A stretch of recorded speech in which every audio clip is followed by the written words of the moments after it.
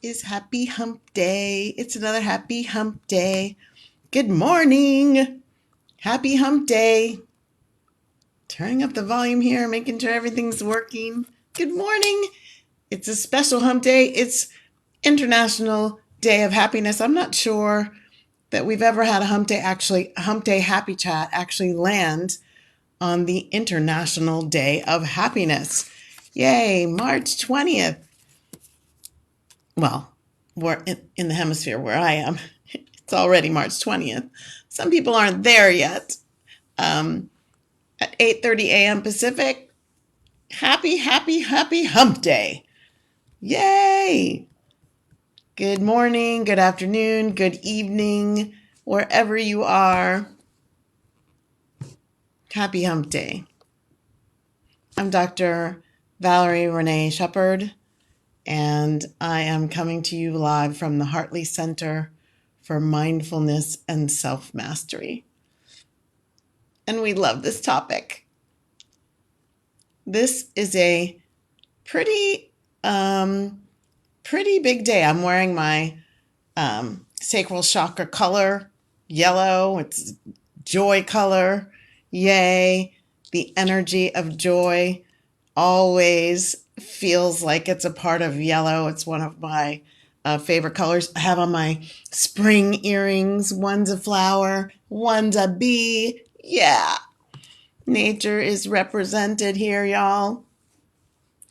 I love this day. And I'm a kind of a data junkie, so I like to read about the data around happiness. I have a little alert. I have an alert on my computer that lets me know there's happiness data out there somewhere, and I can pull it in and read it. I've been interested in it ever since I wrote my book, which is about how do you get true, deep, and most importantly, lasting happiness, living happy to be me, dancing your soul light style. So the International Day of Happiness is something that's cool to me. This holiday was started by the United Nations, and it was a statement. I mean, it's been going on since 2012, so it's got some longevity now. People start to expect the report to come out, and people start to look at where do nations fall, and have they shifted, and how and why. This has been going on since 2012. And if you look on the UN's website, it says things like happiness is an important topic for the world's beings, and that the UN has been focused on this because it believes that it is something worthy that governments and international organizations should be investing in, not only understanding what happiness is in their nations, respectively, but also what are the conditions that contribute to it or detract from it.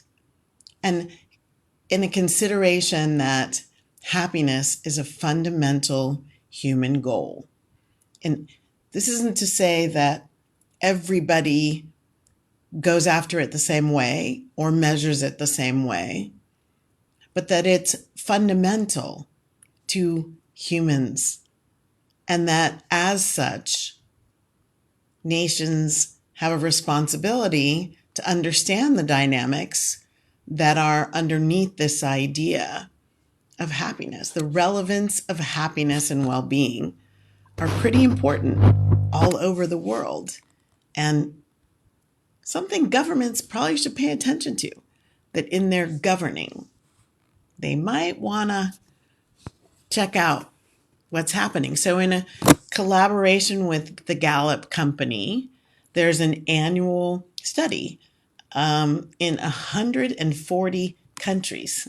140 countries.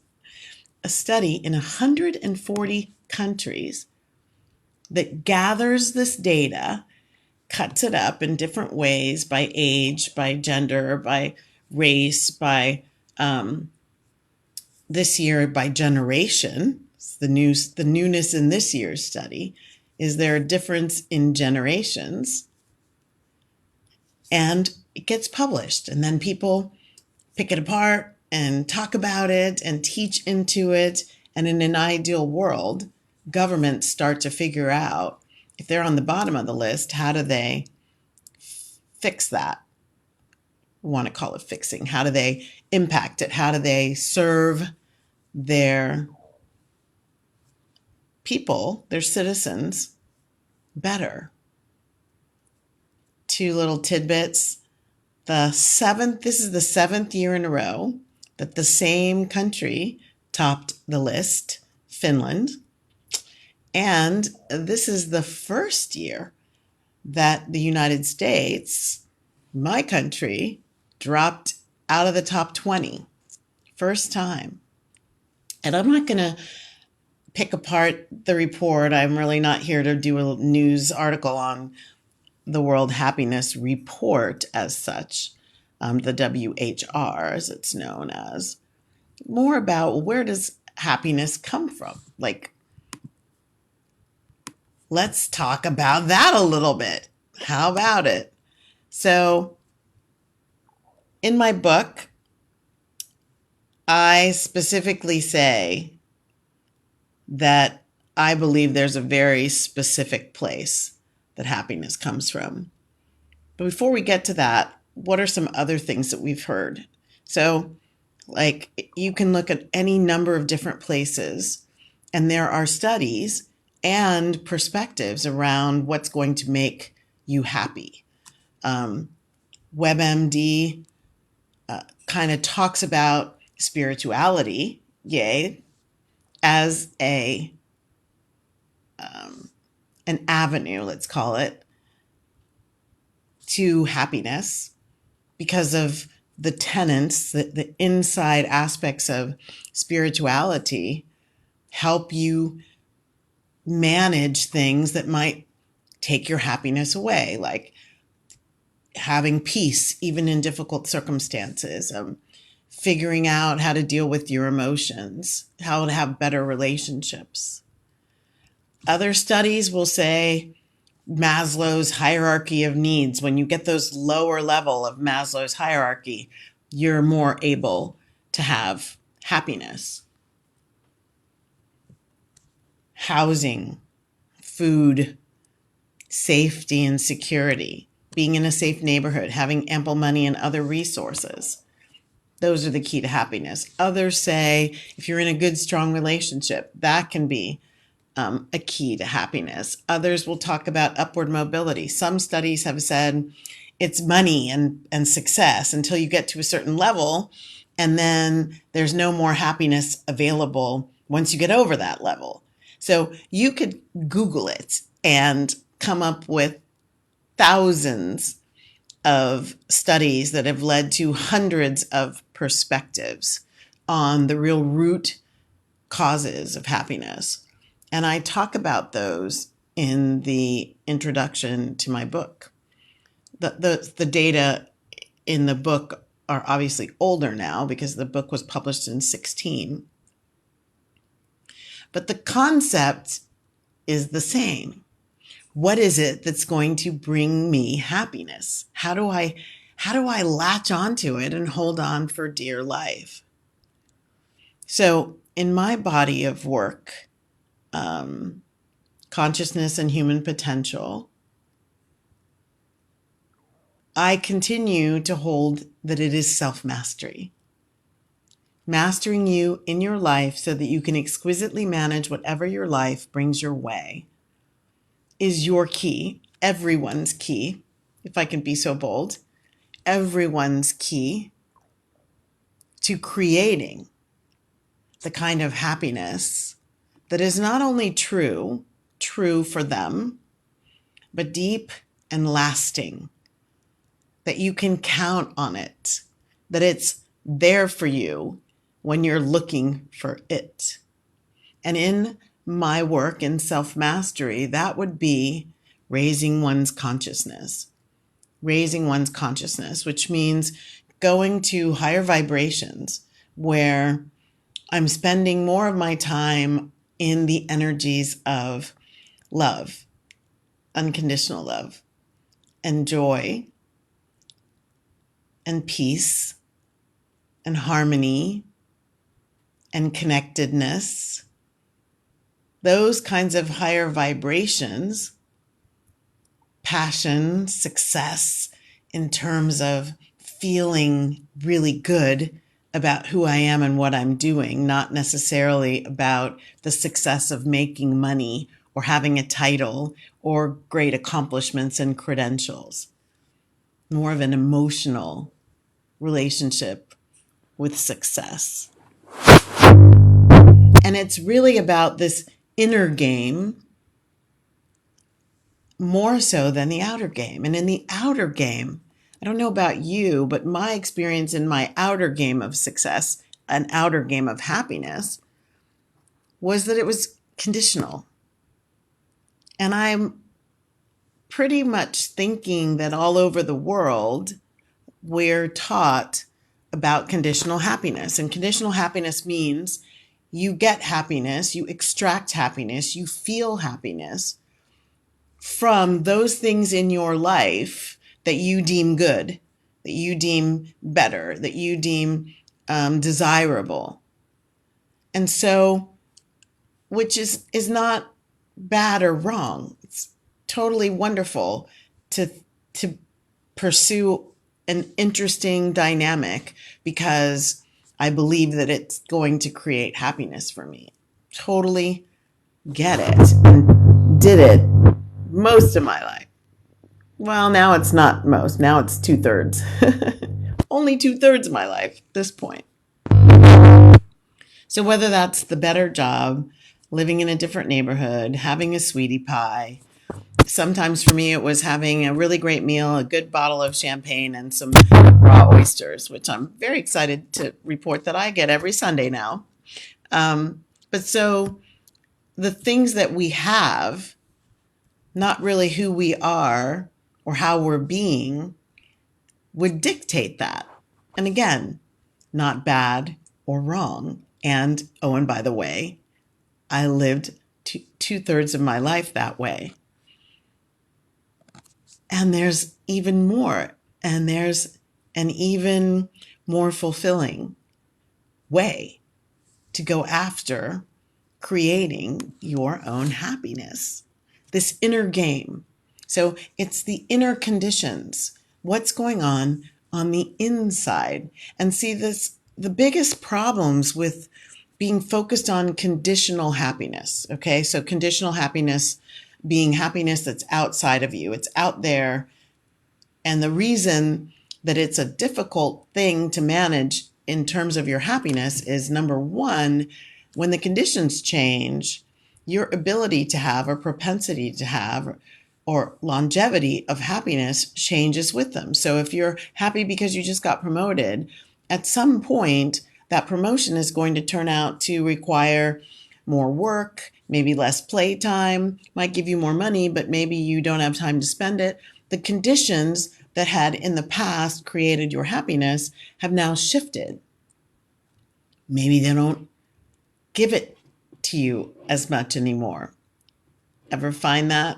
Like this point of diminishing returns. You go to a restaurant, your favorite restaurant with your favorite dish, and somewhere in this number of times you've done it, you have the dish again, and it's just off. Something about it is not that great.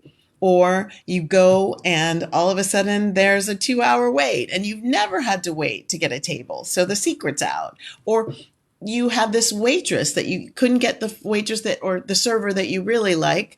And you have one who doesn't know your temperament or your preferences or any number of things that could change in the equation that you thought you knew was absolutely key to creating your happiness. The point of diminishing returns. One more time, and it's not as great as it used to be. I've had that happen multiple times. So the conditions, when we're living through conditional happiness, the conditions have to stay the same. in order to give us the same level of happiness. And the other part of conditional happiness that is not really that easy to accept is that you're not in control of those conditions. You're not in control of the conditions.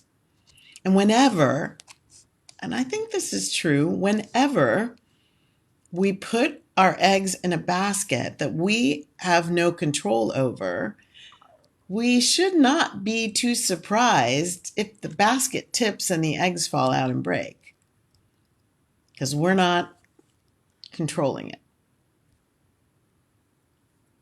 So the idea for me in happiness on World Happiness Day,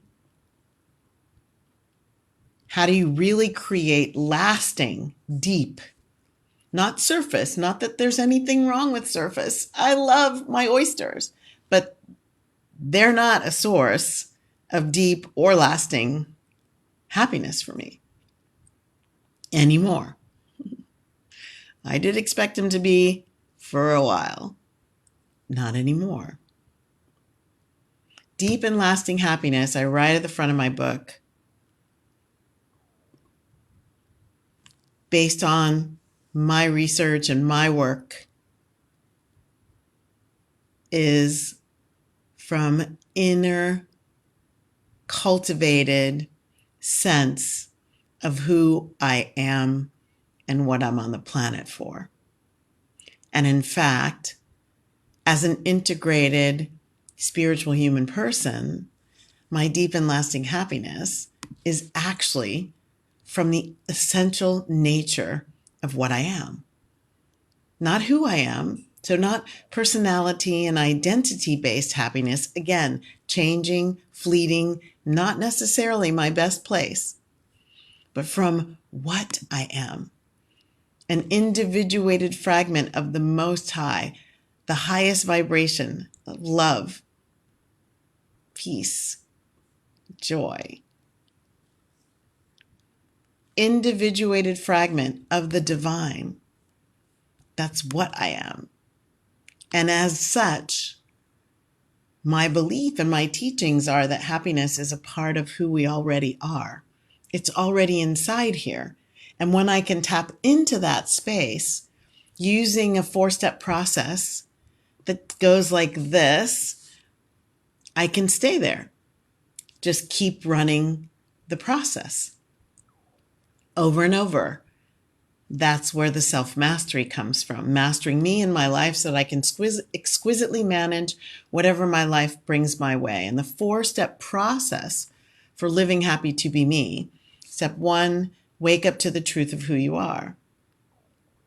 So like when we can really anchor in on the higher vibration of us, the higher consciousness that we are, regardless of the bad things that have happened to us, regardless of the dynamics of our own faults and failings, regardless of how many credentials we have, regardless of what country or neighborhood we live in, regardless of our earning potential or lack thereof, regardless of all of these conditions, external conditions, internal faults and failings, the truth of who we are is eternal, immortal manifestation of the divine.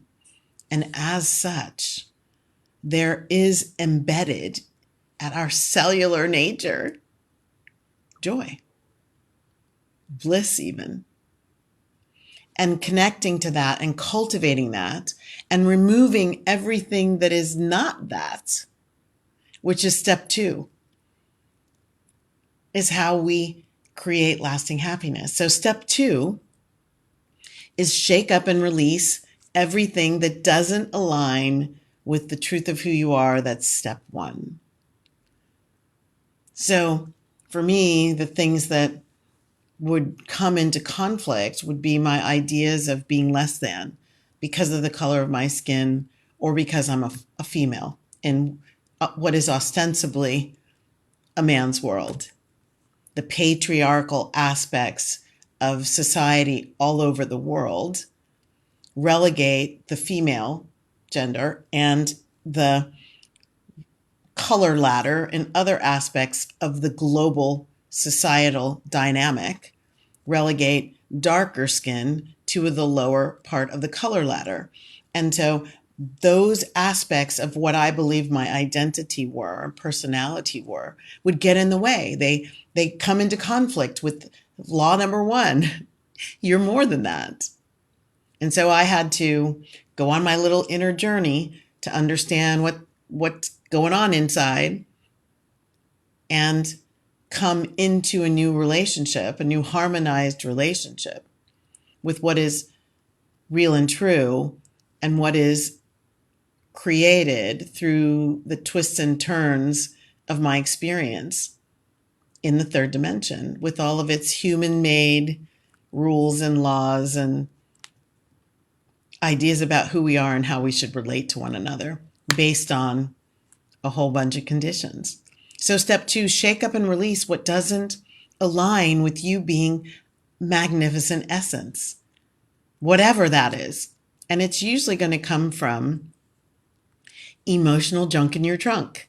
And that stuff, I can tell you, it stinks and it gets in the way of every little bit of happiness that you could eke out of life for yourself. And step 3, once you've gotten rid of the stuff, and this is an ongoing thing, it doesn't happen once and now you're done. It's kind of an ongoing thing. At any point in your life, you can find that there are some conditioned patterns that have been governing how you do your life, how you do you in your life. And it's time to let those go. And as you let them go, you get to make up a new story of how you are going to be you living your life. One of the things I talk about in my book is I had to learn how to be center stage. Not so that I was center stage in other people's lives, that's called narcissism. But in my own life, as I'm living my life, am I making myself important in that life? Or am I making my life all about what I need to do for them?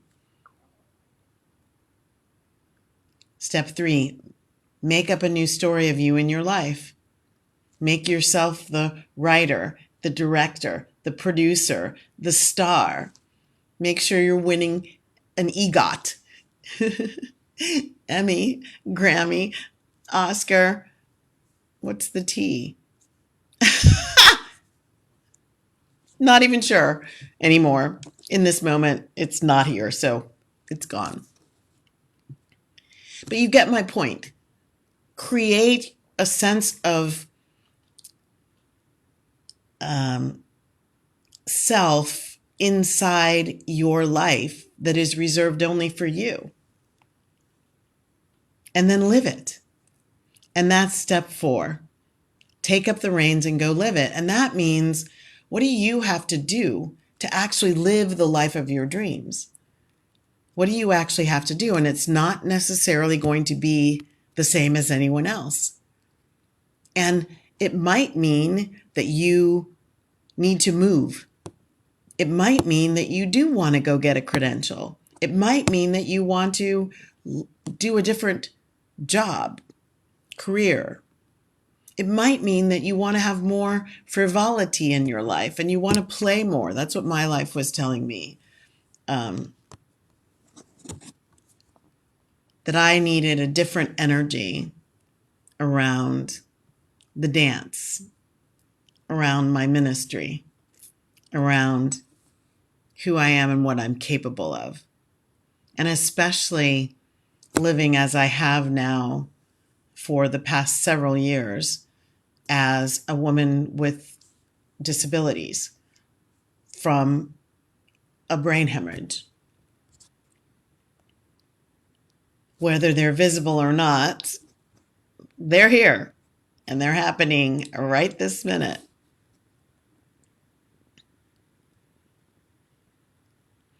So what is taking up the reins and going and living it for you? Is that getting a coach advisor for your business, spiritual counselor, joining a mastermind? Is that taking 3 weeks off, taking a month off, going on a sabbatical for 2 years so that you can travel or write your book or spend more time with your children or your grandparents? What is it? So these 4 steps are a part of getting deeper into the sacred nature of who you are and living from that place as the way, the primary means that you attract and create and maintain happiness in your heart and therefore in your life. It's pretty simple, y'all. Wake up to the truth of who you are, shake up and release all that is not aligned with that truth, make up a new story of you in your life as the star, and take up the reins and go live it, whatever that means to you, to help you continue to live at the highest vibrations possible. So once again, happy International Day of Happiness, whatever country you're in, whether they take the UN's suggestions seriously or not, create for yourself the happiness, the joy in your heart that infuses your whole life and makes you a gift to all those you meet. Many blessings. I'm Dr. Valerie Renee Shepard. Thank you for joining me with Hump Day Happy Chat. Please share this, and also I'd love to hear your questions and see your comments you could put in the comment box. Many thanks. Bye now. See you next time.